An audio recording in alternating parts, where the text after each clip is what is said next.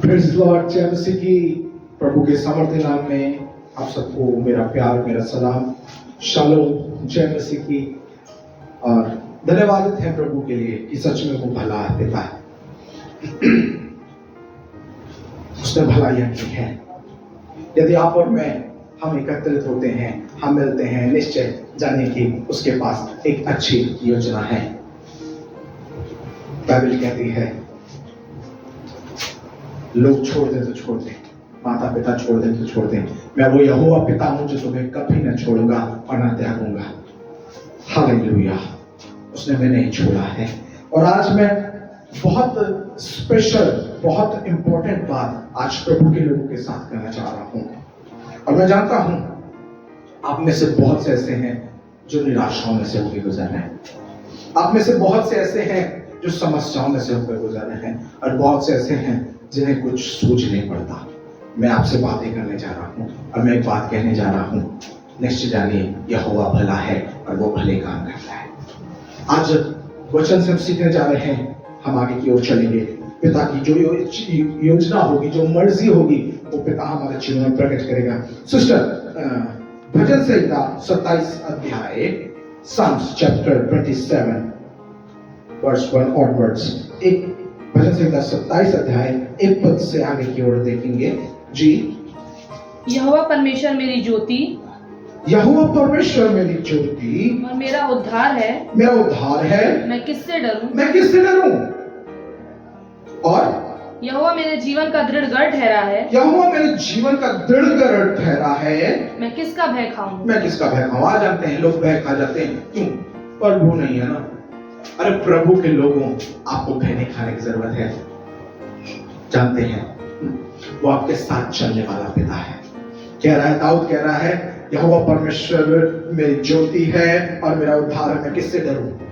जब यहोवा साथ साथ में है। यही भजन संहिता में 23 में कह रहा है, मैं चाहे घोर अंधकार से होकर वादियों में जाऊंगा, नहीं डरूंगा। अच्छी बात है, ना डरो भाई। क्यों नहीं डर रहे हो? कहता है, उसी के तुरंत बाद कहता है, क्योंकि तू मेरे साथ है। आज जानते हैं प्रभु के लोग दुख की वादियों में से जा रहे हैं, लेकिन उन्हें ये नहीं दिख रहा कि प्रभु उनके साथ है। यदि वो देख रहे होते तो वो कहते, क्या बात है आनंद की, मेरे साथ समस्या बड़ी बात नहीं है, मेरे साथ बड़ा यीशु है कि मेरे साथ चल रहा है। आज बहुत से लोग समस्याओं पर फोकस कर रहे हैं। यदि मैं आपको पुराने नए नियम में बताऊं, यीशु मसीह के साथ लोग नाव पर बैठे हुए थे। यीशु मसीह के साथ लोग नाव पर, कौन है? चेले हैं। प्रभु के साथ मिरेकल देख रहे हैं, मुर्दे जिंदा हो रहे हैं, चंगाइयां हो रही, छुटकारे हो रहे हैं, सब देख रहे हैं, लेकिन कह रहे हैं, प्रभु क्या तुझे सुधी नहीं हमारी? क्या ध्यान नहीं है? हम मरे जा रहे हैं। क्यों मरे जा रहे भैया? तुम्हें मालूम होना चाहिए प्रभु तुम्हारे साथ है। प्रभु ने कह दिया हम उस पार जाएंगे तो जाएंगे।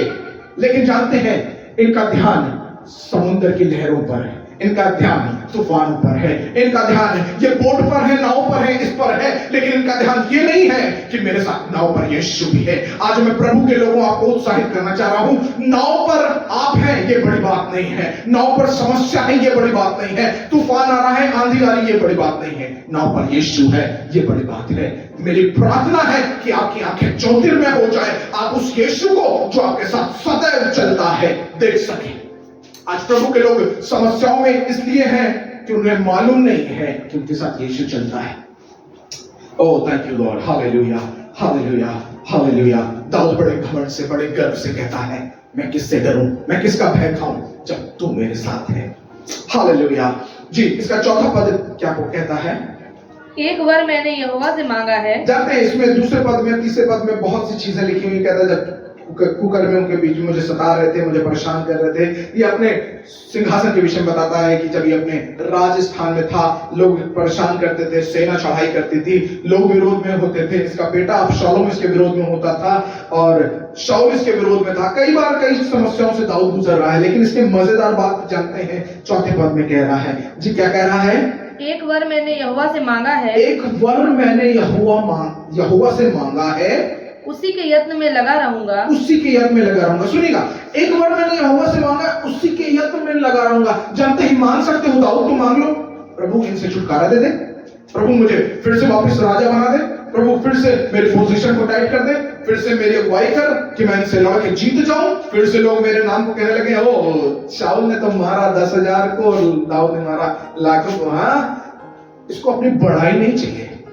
दाऊद है, लेकिन कह रहा है एक वर, अगर मांगना है तो एक वर मांगिएगा। और क्या कह रहा है? एक वर मैंने यहोवा से मांगा है, क्या? कि उसी के यत्न में लगा रहूंगा। जी, कि मैं जीवन भर यहोवा के भवन में रहने ओ गॉड, जीवन भर यहोवा के भवन में। अरे राजा हो तुम, तुम्हें अधिकार मिला है, तुम तो बैठो अपनी कुर्सी पर, आज्ञा दो, लोग आते जाते रहेंगे, तुम्हारे लिए सब व्यवस्था होगी।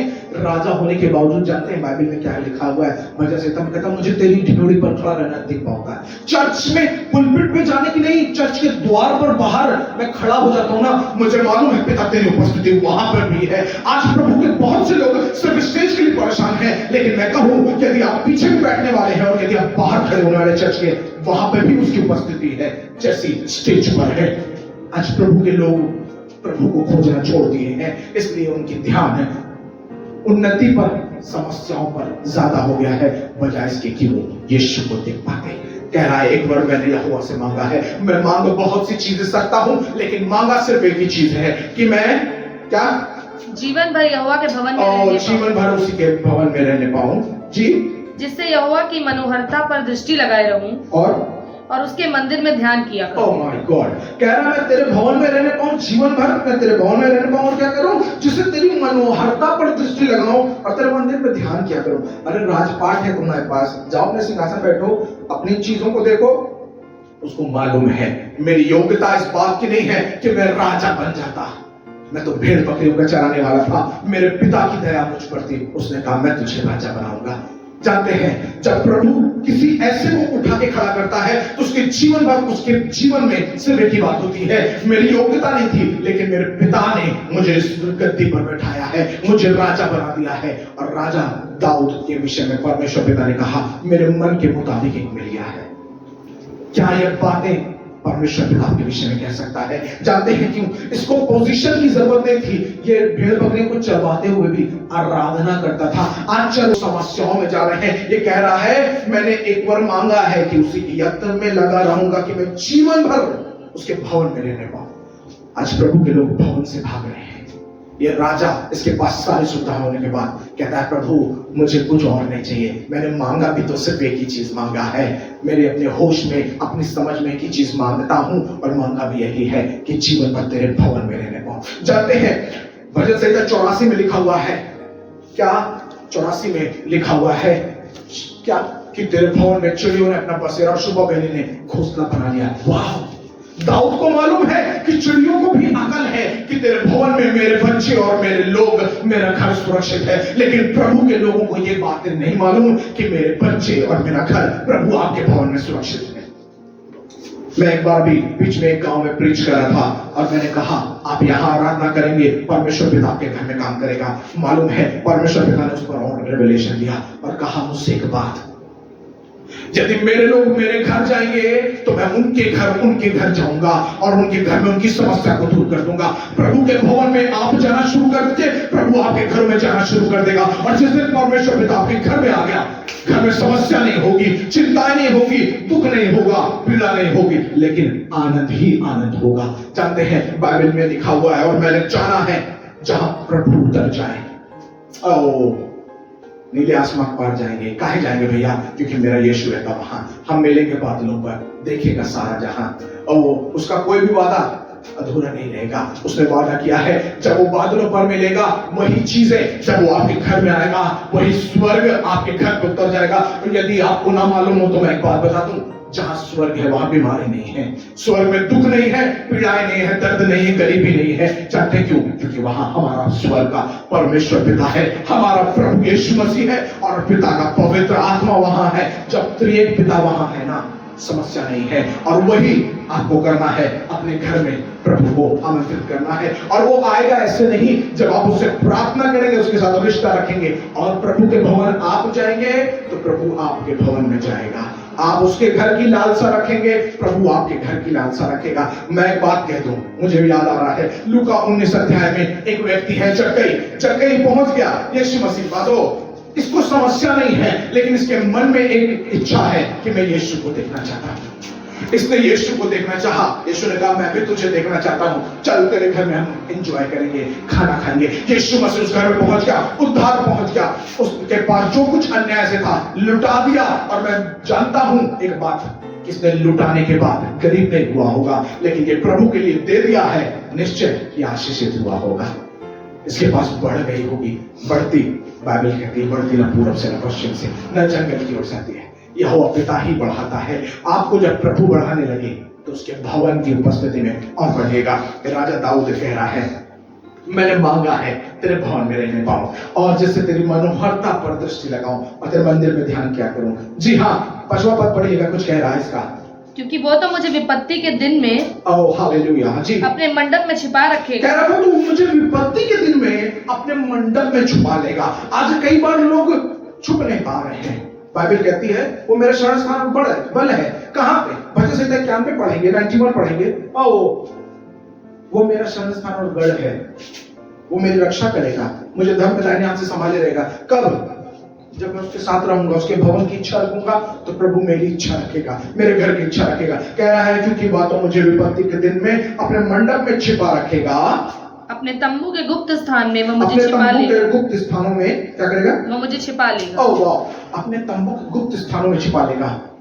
जानते हैं गुप्त स्थान का क्या मतलब है? गुप्त स्थान का मतलब यह है जहां शैतान की योजनाएं पहुंच ना पाए, वहां पे छिपाएगा प्रभु। और मैं कहता हूं वो गुप्त स्थान कुछ और नहीं, मेरे लिए तो वो गुप्त स्थान प्रभु की गोद है। अगर परमेश्वर पिता अपनी गोद में बैठा ले, अब मैं कहता हूं यदि आप एग्जाम्पल के तौर पे, यदि आपके पिता की गोद में आप हैं तो दूसरा आपको छीन सकता है कि आपके पिता से? दूसरा आपको मार सकता है कि आपके पिता की गोद में? नहीं मार सकता। और मैं कहता हूं परमेश्वर पिता की गोद में हम सुरक्षित हैं। जानते क्यों? क्योंकि हमारे लिए गुप्त स्थान और शरण स्थान वही है। हालेलुया जी। आगे चलेगा, और चट्टान पर चढ़ाएगा, चट्टान पर चढ़ा देगा जी। अब मेरा सिर मेरे चारों ओर के शत्रुओं से ऊंचा होगा, अब मेरा सिर चारों ओर के शत्रुओं से ऊंचा हो जाएगा, और मैं यहोवा के तंबू में जय जयकार के साथ बलिदान चढ़ाऊंगा। ओह वाह, अब मेरा सिर तुम में, मतलब वो मुझे छुपा तो लेगा, उसके बाद जब निकालेगा मेरा आदर बना हुआ है, मेरी महिमा बनी है। क्यों? क्योंकि मैंने उसके भवन की इच्छा रखी है। मैंने उससे मांगा यही कि प्रभु मैं तेरे पास रहूंगा, तेरे भवन में रहूंगा, मुझे और कुछ नहीं लेकिन तू चाहिए। और क्या कह रहा है? कह रहा मेरा सिर मेरे चारों के शत्रुओं से ऊंचा होगा, और मैं यहोवा के तंबू में जय जयकार के साथ बलिदान चढ़ाऊंगा। वाह, यहोवा के तंबू में जय जयकार के साथ बलिदान चढ़ाना। वाह वाह। और उसका भजन गाऊंगा। उसका भजन गाऊंगा जी। इसका अगर आपको मैं ले जाऊं, मैं थोड़ा सा शॉर्ट करना चाहता हूं और जल्दी खत्म करने चक्कर में हूं। और इसका 11 पद से पढ़ेगा, हे यहोवा, बल्कि 10 पद से पढ़ेगा। मेरे माता पिता ने तो मुझे छोड़ दिया है, दाऊद कह रहा मेरे माता पिता ने मुझे छोड़ दिया है, परंतु यहोवा मुझे संभाल लेगा। मुझे यहोवा संभाल लेगा। माता पिता ने छोड़ दिया मतलब एक उम्र है जब माता पिता आपके पास से चले जाएंगे, पिता के पास, स्वर्ग के परमेश्वर पिता के पास, तब क्या होगा? कह रहा मेरे माता पिता ने मुझे छोड़ दिया है, परंतु यहोवा मुझे संभाल लेगा जी। हे यहोवा, अपने मार्ग में मेरी अगुवाई कर, अपने मार्ग में मेरी अगुवाई कर। मुझे मालूम है प्रभु यही मार्ग है, लेकिन मैं कई बार जा नहीं पा रहा हूँ। जानते हैं क्यों? मुझे मालूम होने से मैं जा नहीं सकता, लेकिन मैं उसके साथ चलूंगा तो मेरी अगुवाई करेगा। जब वो मेरे आगे आगे चलेगा, मेरा हाथ थाम के मुझे ले चलेगा, तब मुझे परेशान होने की जरूरत नहीं है। जानते हैं क्यों? क्योंकि मेरा पिता, मेरा प्रभु और उसका पवित्र आत्मा मेरे पास है जी। क्या कह रहा है? और मेरे द्रोहियों के कारण मुझको चौरस रास्ते पर से ले चल, मुझको चौरस रास्ते पर से ले चल, मुझको मेरे सताने वालों की इच्छा पर ना छोड़, मुझको सताने वालों की इच्छा पर मत छोड़, क्योंकि झूठे साक्षी जो उपद्रव करने की धुन में है मेरे विरोध उठे हैं।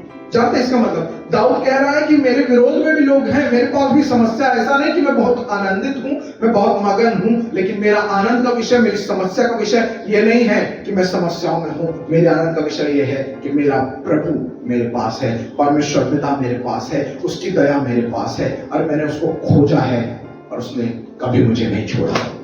जानते हैं ये बात मुझे बहुत अच्छी लगती है, और ये मेरी निराशाओं में अक्सर मेरे जीवन की आशा रही है। इसका 13 पद मेरे जीवन में सब उतार चढ़ाव में मेरे लिए आशीष का कारण रहा है। जिस सिस्टर पढ़िएगा इसको।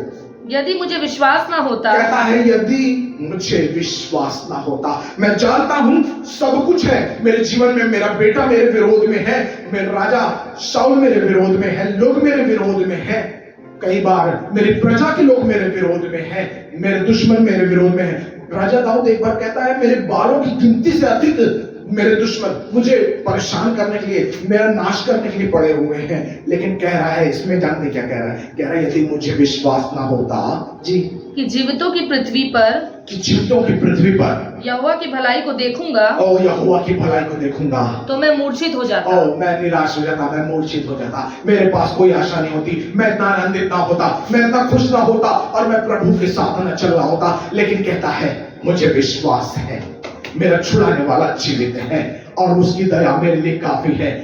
बाइबल कहती है, सब बदल जाए, सब छोड़ दें, लेकिन वो कभी नहीं छोड़ेगा। Hallelujah, hallelujah.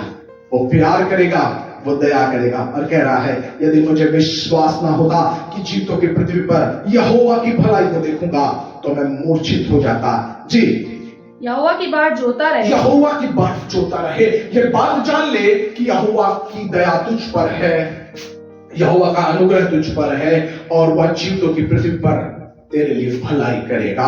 तो जान ले क्या कह रहा है? कह रहा है, यहोवा की बाट जोता रहे, हियाव बांध, हियाव बांध। अपने मन में बना ले मन कि तुझे प्रभु के साथ चलना है, और तेरा हृदय दृढ़ रहे। ओ हालेलुया, तेरा हृदय दृढ़ रहे। लोग जब तेरे बारे में कहें, ओ क्या हो रहा है, तेरे जीवन में तो कुछ सफलता नहीं दिख रही, तू तो कल भी यहीं पे था और आज भी यहीं पे है, तब कह देना, मुझे विश्वास है कि यदि मुझे विश्वास ना होता कि जीवितों की पृथ्वी पर मैं उसकी भलाई को देखूंगा, मैं मूर्छित हो जाता। जानते हैं आज प्रभु के लोग निराश क्यों हैं? क्योंकि उसकी भलाई को याद नहीं कर रहे। उसकी भलाई को याद करिएगा तो प्रभु आपको बताएगा कि उसने आपके जीवन में कितने अद्भुत काम किए हैं, और ये अद्भुत काम रुक नहीं गए। इसका रिचार्ज नहीं होता। आप प्रार्थना करेंगे, आपके साथ परमेश्वर पिता की दया बढ़ती जाएगी। बाइबल कहती है, वो कभी नहीं बदलता, आज और कल और युगानुयुग सदैव एक सा परमेश्वर पिता एक सा ही रहता है। वो कभी नहीं बदलता। हमारे विचार, हमारी आराधना, हमारी प्रार्थना बदलेगी, हमारी परिस्थिति बदलेगी, हमारे जीवन का तरीका बदल जाएगा, हमारा परमेश्वर पिता के साथ रिश्ता बदल जाएगा। लेकिन एक बात बताओ, जब वो प्यार करने लगे, वो दया करने लगे, जानेगा उसने आपको छूड़ा नहीं है, त्यागा नहीं है। और कह रहा है, हियाव बांध, तेरा हृदय दृढ़ रहे। और फिर क्या कहता है? हाँ, यहोवा ही की बाट जोता। हाँ, मतलब इंपॉर्टेंट कह रहा है, कुछ भी हो जाए फिर भी हाँ यहोवा ही की, मतलब कुछ भी हो जाए, हाँ कंफर्मेशन, और यहोवा ही की, मतलब कोई और ऑप्शन भी नहीं है। हाँ, यहोवा ही की बाट जोता रहे, मतलब विश्वास रखना कि उसके पास उपाय है, और जब वो उपाय करने लगेगा, ओह हालेलुया, पूरी दुनिया जिसके पास सवाल है उसके पास जवाब होगा। तेरा प्रभु महान है, वो अनुग्रहकारी है, दयालु है, वो करुणा करने वाला है, वो क्षमा करने वाला है। Oh thank you Lord, thank you Lord. मैं आपको एक बात से उत्साहित करना चाहता हूं।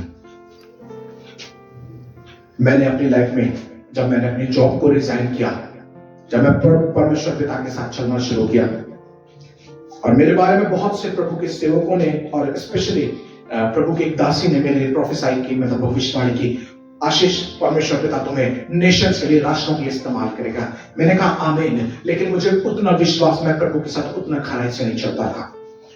कुछ समय बाद जहां मैं काम कर रहा था, वहां पे मैं लैब इंचार्ज था, मेरे अंडर में लोग काम करते थे, लेकिन चीजें बिगड़ना शुरू हुई। परमेश्वर पिता की योजना मेरे लिए थी, और परमेश्वर पिता की बात को मैं हमेशा अपनी जुबान से अंगीकार करता था कि मैं आज मेडिकल लाइन में हूं, लेकिन आने वाले 10 साल बाद मेरा मेडिकल लाइन से कोई लेना देना नहीं होगा। मैं धन्यवाद करता हूं पिता का, जब चीजें बिगड़ना शुरू हुई, मैंने रिजाइन कर दिया, अपनी जॉब से रिजाइन किया, और मुझे लगा कि मेरी जिंदगी शायद इसी तरह खत्म हो जाएगी, शायद मैं इसी निराशाओं में समाप्त हो जाऊंगा। लेकिन धन्यवाद परमेश्वर पिता का कि उसने कभी नहीं छोड़ा, कभी नहीं त्यागा। और कहते हैं, जब मुझे निराशा होती थी, मुझे ये वचन बहुत हमेशा उत्साहित करता था, जो मैंने आपके साथ कहा। मेरी जिंदगी में हमेशा उत्साहित करने वाला वचन यही रहा है कि यदि मुझे विश्वास ना होता कि मैं जीवितों की पृथ्वी पर भलाई देखूंगा, तो मैं मूर्छित हो जाता। और मैं धन्यवाद करता हूँ पिता का, उसने प्रतिदिन मुझे हियाव दिया कि मैं उसके साथ पवित्रता से चल सकूं, मैं उससे प्यार कर सकूं। और मैं प्यार करता हूं, ये मजेदार बात नहीं है, पिता ने मुझे प्यार किया, मेरी हर गलतियों को बार बार माफ किया। आज भी मैं मनुष्य हूं, हम सबसे गलतियां होती हैं, मुझसे भी होती हैं, लेकिन धन्यवाद पिता का, उसने प्यार किया, छोड़ो नहीं दिया, वरन हमेशा गले लगा के चुन के कहा है तो मेरा बेटा है।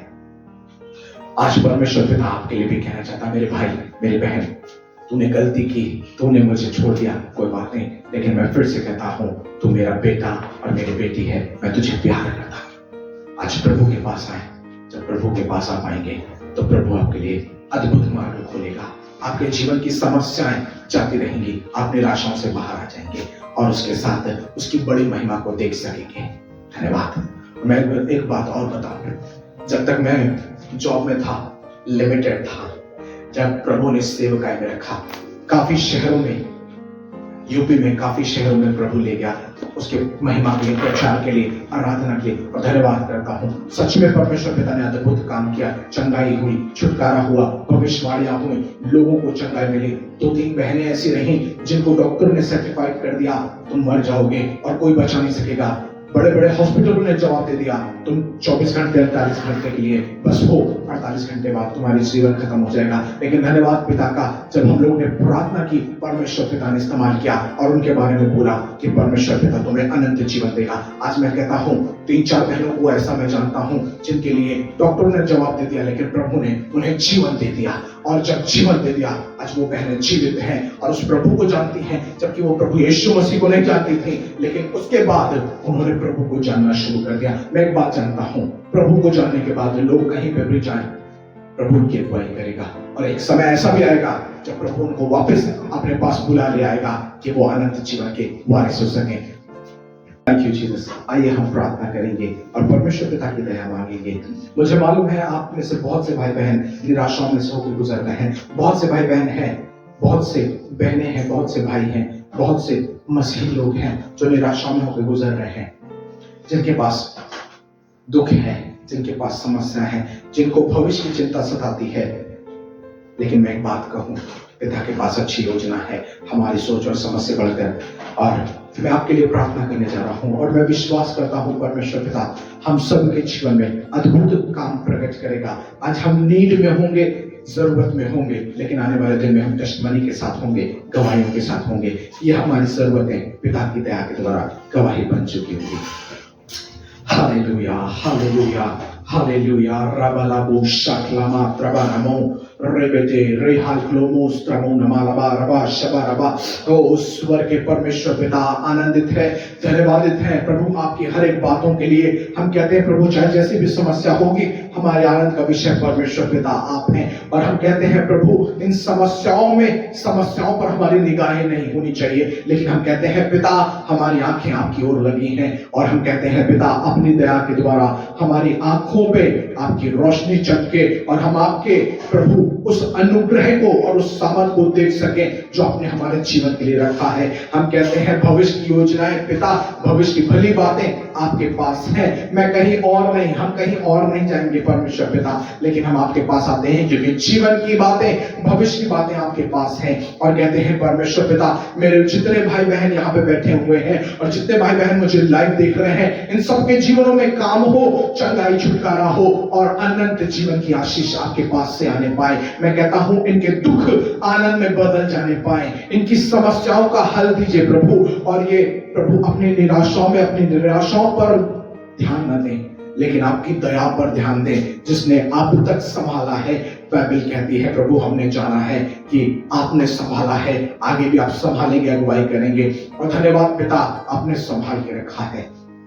आज हम यही कहते हैं पिता हर एक के मनों को छुए जो निराश है, जो दुखी है, जो दिल में टूट गए हैं। प्रभु बाइबल कहती है टूटे मन वालों के समीप रहते हैं आप, और जितने हृदय आज टूट गए हैं, जो आंसू बहा रहे हैं, जो सुन रहे हैं कि ये वचन उनके लिए है, निश्चय परमेश्वर पिता आपकी आशीष उनके जीवन पर आने पाए, आपकी चंगाई, आपका छुटकारा उनके जीवन पर आने पाए, और उनकी निराशाओं में प्रभु आपकी आशा आने पाए। और बाइबल में हमने पढ़ा है कि आशा से लज्जा नहीं होती परमेश्वर पिता।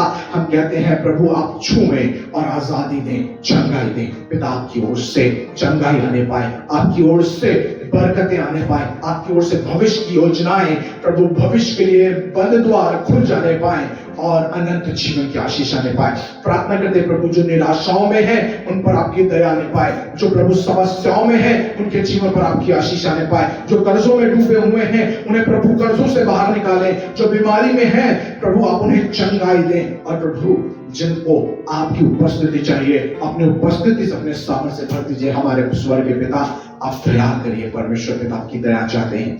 कहते हैं प्रभु, जो भविष्य की चिंता के लिए परेशान है, आपकी ओर से भविष्य की अच्छी योजना उनके पास आने पाए। मेरी प्रार्थना है उन भाई बहनों के लिए जो निराश है, जो अपनी शादी के लिए परेशान है। मेरी प्रार्थना है उन भाई बहनों के लिए प्रभु, आपकी ओर से आत्मिक जीवन साथी हो, जो पवित्र आत्मा से भरा हुआ हो, जो आपके साथ चलता हो पिता, जो आपके साथ चलती हो मेरे पिता। प्रभु प्रार्थना करते हैं भाई बहनों को अपने बच्चों के द्वारा आशीषित करें कि जब वो रिश्ते में जुड़े तो आत्मिक जीवन साथी हो जो प्रतिदिन पिता आपके साथ चल सके।